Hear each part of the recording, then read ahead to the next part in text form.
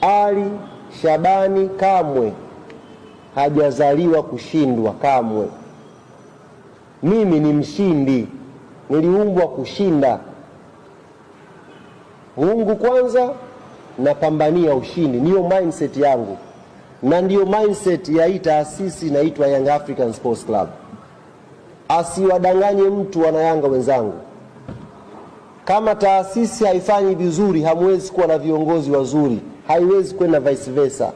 Eti kwamba taasisi inayumba, ina miaka 5 haichukui ubingwa, lakini taasisi hiyo eti na viongozi wazuri. Never. Never. Viongozi wazuri ndio wanaleta matokeo mazuri kwenye taasisi. Na ndo sisi hao.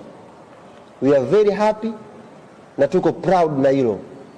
Asitokee mtu akatusifia sisi kwenye kufeli, kwamba msemaji wa Yanga timu ikifungwa anaweza kuwajaza mashabiki wa Yanga wakajaa.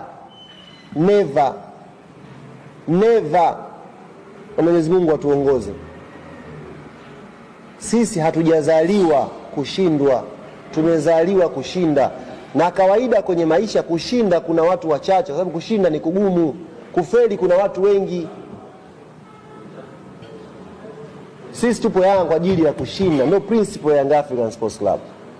Mwenyekiti aliyepita wa taasisi yetu Mshindo Mbete Msola ameiongoza timu yetu kwenye kipindi kigumu. Alipokuja engineer, akaona engineer ana nafasi ya kuipeleka mbele Yanga, Mshindo Mbete Msola aliita uchaguzi na hakugombea. Hivyo hivyo hata kwa mimi, Yanga yangu imekwenda misimu 4 sina ubingwa. Nitaita waandishi niwaambie mimi sitoshi kuwa msemaji, aje msemaji mwingine wa kuipambania hii timu. Napimwa mimi kwa kushinda, sio kufeli.